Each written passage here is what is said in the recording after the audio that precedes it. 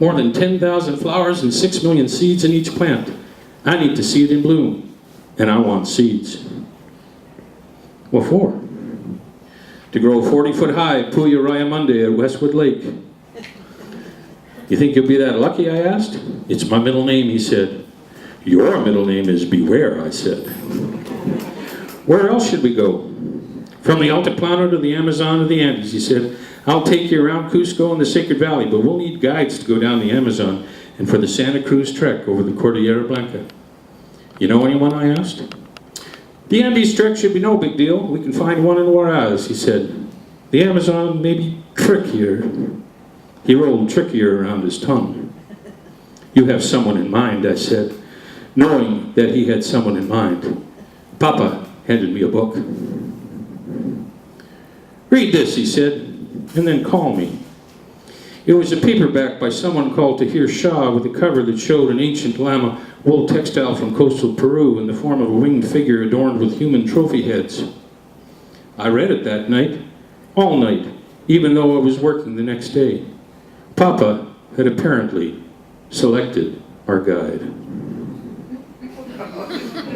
Although neither the guide nor I knew it yet, it was all a bit melodramatic. I called Papa Smirk. You're not serious.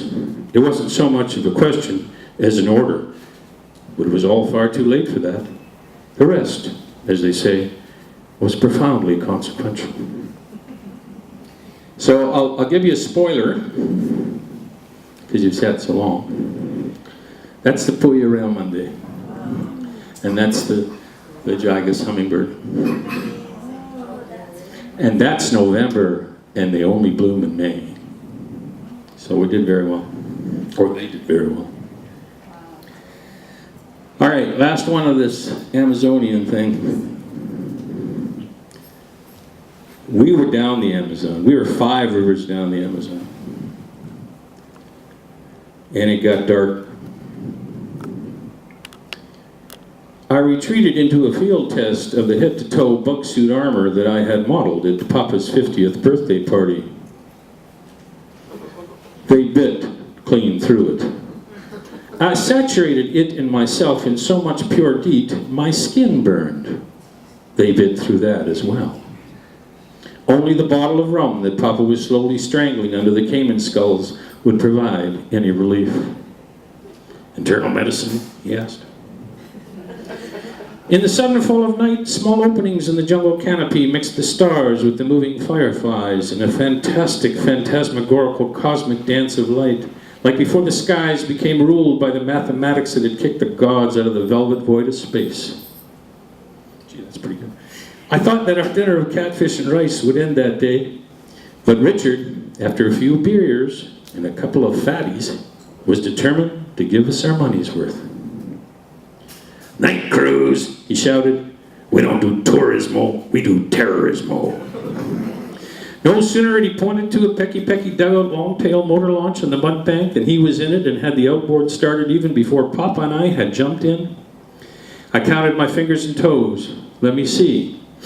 Not only were we heading out on a remote jungle river in pitch-black darkness among the treachery of snakes and caimans and the river itself, our guide's sailing stability was 3 sheets to the wind.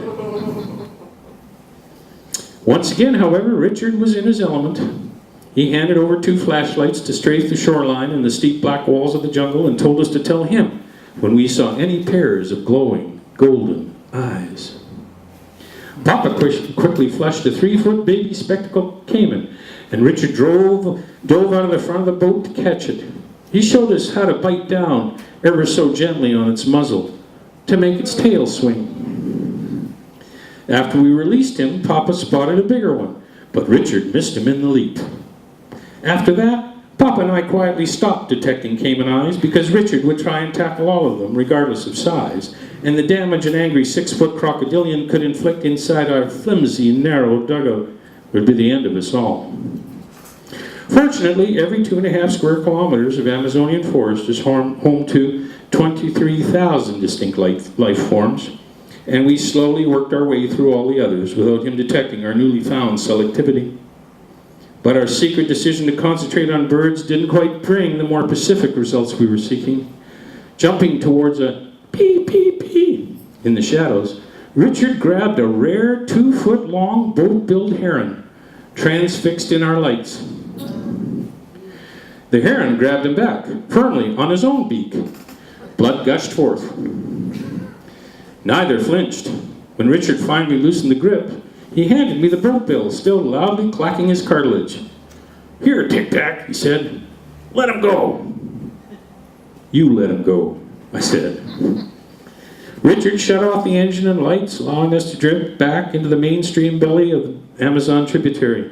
We floated into a vibrant throbbing of tiered harmonious life, surging surreal in surround sound. "What's next?" I asked, unable to contain myself. Avicularia, Richard said. "Giant pink-toed tarantulas." Papa, the devout arachnophobe, pretended he hadn't just heard that. "Arboreal, communal, cannibalistic, 6 inches long, and everywhere," Richard added. "Stationized in a mobile trance, sitting and waiting until the moment of attack." "Excellent," Papa said. "Hordes of 1/2-foot-long tarantulas waiting to ambush dinner." "With pink toenails," Richard said. "Fuck the pink toenails," Papa said. But that only made Richard more determined to find them. He turned the throttle, and accelerating us into a stand of overhanging banyan trees which soared spookier in the cross-beamed efforts of our weak illumination. The first tarantula caught scurried over his face and back. True to their title, the tips of his legs looked as if they had been neatly coated with pretty pink nail polish. Richard left the dugout to go further into the grove, and I suddenly realized we were alone, didn't know the way back, and wouldn't have been able to get there if we did. "I'm praying the son of a bitch is still alive in there," Papa said, "so that once he gets us back, I can kill him." Richard called that he was having trouble locating good specimens and was going in deeper. Papa reassured him it would be quite all right if he didn't. When I finally joined the call to retrieve him, the look of relief on Papa's face when he reappeared was worth the cost of admission. But now it was getting late, whatever that meant in this darkness. We thought we were heading back to Jaldar, but Richard had caught his second wind. He launched our pecky-pecky into the riverbank and led us into the undergrowth and twilight. We sat down on the ground and switched off our lanterns. "What are we doing here?" I asked, and meant it both ways. "Calling jaguars," said Richard, like he did it all the time. "I do it all the time," he said. Whistling the screams of a small animal being attacked and killed by a predator, it sent ripples and chills. It's the little touches that make a future solid enough to destroy. "One dead baby," he whispered. And then, after a minute of silence for the dearly departed, he did it again. The squeals and screams were blood-curdling. The rustling brush slowed into silence. "One more dead baby," he whispered again. For a few minutes between Richard's cyclical dispatch of the entire litter, we waited for some large predator to claim the corpses, springing from the darkness into our laps. Unfortunately, there was no jaguar. Fortunately, there was no jaguar. After motoring back, we left him still quietly talking to himself and slid into our jungle hammocks. Papa and I were especially proud of ours 2 Hennessy Ultralight ASIM Classic Beauties, made on an island off Vancouver Island, with bottom entry, a rainfly, a zipper on top, the epitome of total comfort in the wilderness. We had already uncovered a design problem. The bugs were not from an island off Vancouver Island, but easily and voraciously right through the nylon and insecticide. All of our clothes ended up under us. That night, Papa discovered another more specific design problem, unique to Richard's little paradise.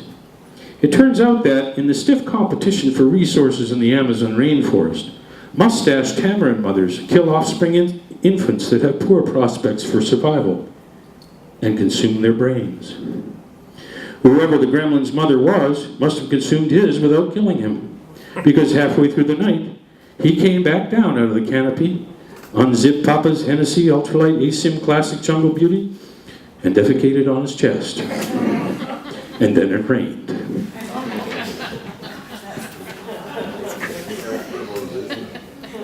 How are we doing? We're over. No, we're not. Yeah, we're good. You up for one more? That's the thing that did it. That thing. That thing. Yeah. All right, that's the last chapter. So this is the next one. which is done and out. It's on Amazon, but I don't have it here. But I do have an excerpt. You good for one more? Okay. I'm going to read it anyway. Okay, so this is Bwindi Impenetrable Forest in Uganda. And I chose this forest for two reasons. It was the cheapest way to get to the sea at Mount Gorillas because it was impenetrable. I forget what the other reason was. And this is Lemwich. Lemwich is 19 years old. He is a ranger in Bwindi Impenetrable Forest. And Lemwich has a biblical name. And he was a monster, man. He drove us for 4.5 hours until we finally got to where we were going. So this is the last part of the saga to track the mountain gorillas. Lemwich marched us up and down the steepness of Bwindi, down new elephant-trampled bush paths, through moss and mud and thorns and fire-nettled needles, across thick lianas and lines of ants, around strangler figs and fractals, under light shafts and bromeliads and over ferns and fungi. All the while, Lemwich's walkie-talkie crackled with anticipation and changes in direction. A large, colorful patch of red lifted off another of black, contrasted on the orange muck of our path. They had been the red wings of the flies and a large smudge of gorilla spoor. "Look," Lemwich explained. "Gorilla." We looked. "Lemwich," I said, "we're looking for what made this." "I know," he said, "soon." And he began to move his gumboots as fast as he chattered into his walkie-talkie. We'd been into it 2 hours now, and it felt like more. Steve and I were soaked to the skin with sweat. Everything ached. Our water was half gone. Over the top of another rise and down to the bottom of the next ravine we slogged, waiting for the walkie-talkie to deliver us into the promised land. It broke into an excited, static squawking. Lemwich returned it pacing back and forth along the trail. He looked at us after it had gone silent.